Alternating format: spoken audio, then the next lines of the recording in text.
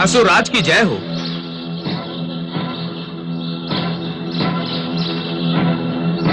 गुरु शुक्राचार्य आश्रम में ही हैं।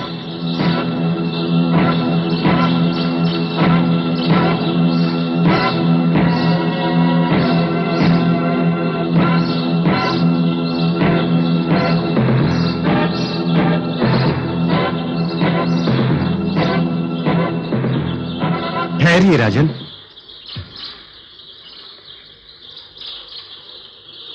हे ब्राह्मण पुत्र, जाओ गुरुदेव शुक्राचार्य को संदेश दो कि असुरराज वज्रांग उनके दर्शन करना चाहते हैं। क्षमा करें राजन, भगवान शुक्राचार्य ने असुरों से संबंध विच्छेद कर लिए हैं। हमें आज्ञा है कि गुरुदेव किसी असुर से नहीं मिलेंगे। हे भृगुवंशी ब्रह्मचारी, मैं साधारण असुर नहीं हूं। मेरा नाम वज्रांग है और वज्रांग जो सोचता है वो कर दिखाता है। तुम मुझे मेरे गुरु के दर्शनों से नहीं रोक सकते।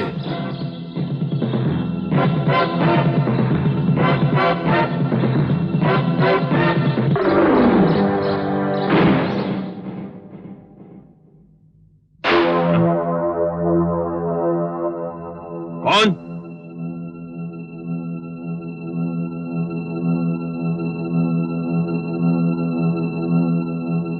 गुरुदेव, वज्रांग आपकी शरण में है। असुर जाति को अपनी छत्र छाया मिले। आप ही हमारे पालक और मार्गदर्शक हैं गुरुदेव। नहीं नहीं नहीं नहीं नहीं, नहीं। महाराज बलि की उपेक्षा के पश्चात मैंने अपना हाथ असुर जाति के सिर पर से खींच लिया है। विष्णु पदों पर आश्रित रहने वाली असुर जाति से अब मेरा कोई नाता नहीं है। न मैं उनका गुरु हूं और ना ही कोई असुर राज तब से मेरा शिष्य है। एक पूर्वज की भूल से संपूर्ण असुर जाति को आप दंडित मत कीजिए गुरुदेव। मैं आपके चरणों को स्पर्श करके ये प्रतिज्ञा लेता हूं। नहीं वज्रांग, प्रतिज्ञा तो बलि ने भी ली थी और वो जानता था कि स्वयं विष्णु याचक बनकर उसके सामने आया है और वो छल कपट भी करेगा। फिर भी उसने मेरी आज्ञा की अवहेलना करके समस्त असुर जाति को देव जाति में तिरोहित कर दिया। तुम्हारे उस पूर्वज ने अपने गुरु की आज्ञा का निरादर किया है वज्रांग। मैं उसे कभी नहीं भूल सकता, कभी नहीं भूल सकता मैं उसे। मैं क्षमा प्रार्थी हूं गुरुदेव। क्या आप अपनी माताश्री के हत्यारे विष्णु को भूल सकते हैं? कदापि नहीं, कदापि नहीं। जब तक इस सृष्टि का अस्तित्व है, जब तक विष्णु और शुक्राचार्य हैं, जब तक मुझ में तपोबल अर्जित करने की शक्ति है, मैं विष्णु को यूं ही ललकारता रहूंगा। मैं उसे कभी सुख से नहीं बैठने दूंगा, कभी नहीं। विष्णु देवताओं के देव हैं और हम देवताओं के शत्रु। यदि मैं देवताओं के माध्यम से विष्णु को कष्ट पहुंचाता हूं तो आपको तो मुझे आशीर्वाद देना चाहिए। गुरुश्रेष्ठ, आपने सदा हम असुरों को आशीर्वाद दिया है।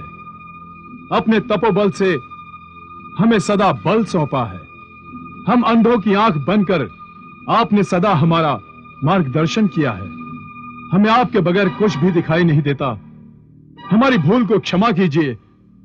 हमें पुनः अपनी शरण में ले लीजिए गुरुदेव। वज्रांग, क्षमा मांगने के अधिकार से तुम्हें कोई वंचित नहीं कर सकता, परंतु जिस भूल की क्षमा तुम मांग रहे हो वो तो तुमने की ही नहीं। मैं अपने लिए नहीं, अपनी संपूर्ण असुर जाति के कल्याण के लिए आपकी सेवा में उपस्थित हुआ हूं। आप मेरे कुल का, आप मेरी जाति का उद्धार कीजिए गुरुदेव। मुझे अवसर प्रदान कीजिए। मैं असुरों की खोई हुई गरिमा को वापस ला सकूं, फिर से त्रिलोक में अधिपत्य बना सकूं और दसों दिशाओं में आपका जय घोष कर सकूं।